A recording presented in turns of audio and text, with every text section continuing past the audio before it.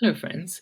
So previously, when we talked about tracking time taken for recurring tasks, as you may notice, some of the entries can be quite manual, and because it's in a separate table, it can increase the friction of doing so.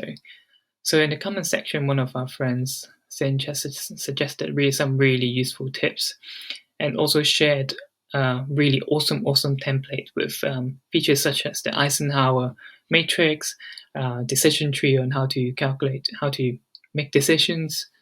So I'm going to put it in the description, and I've also put a link here to the template.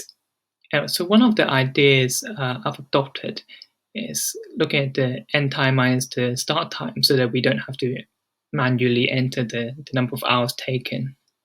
So here I'm going to show you briefly.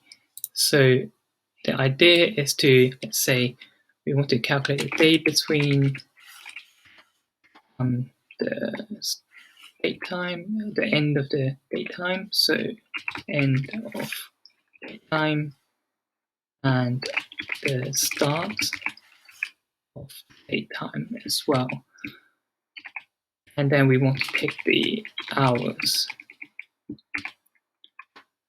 Oops, let's delete that. Now, as you can see, the time taken for task B here is 4 hours, and here we haven't included the end time here. It's put it as 0 hours, so the average is going to be 4 and 0, which is 2. But this is we want this as null. So what I've done here is, so in this Notion function, what basically we're doing is we say if the end time equals the start time, then return null. Else return the date time between the difference between the end and the start date. And as you can see now that we can eliminate this number when we haven't finished the task yet. So what I thought we can do is incorporate this into the Evergreen Notion template, which as you can see here, we've got different tactics.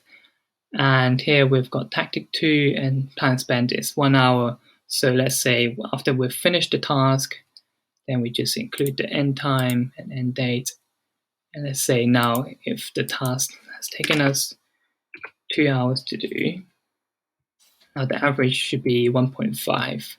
So if we go back to the Vision dashboard,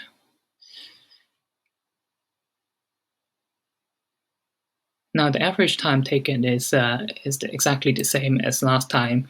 We simply create a row up related back to the daily plan and view time.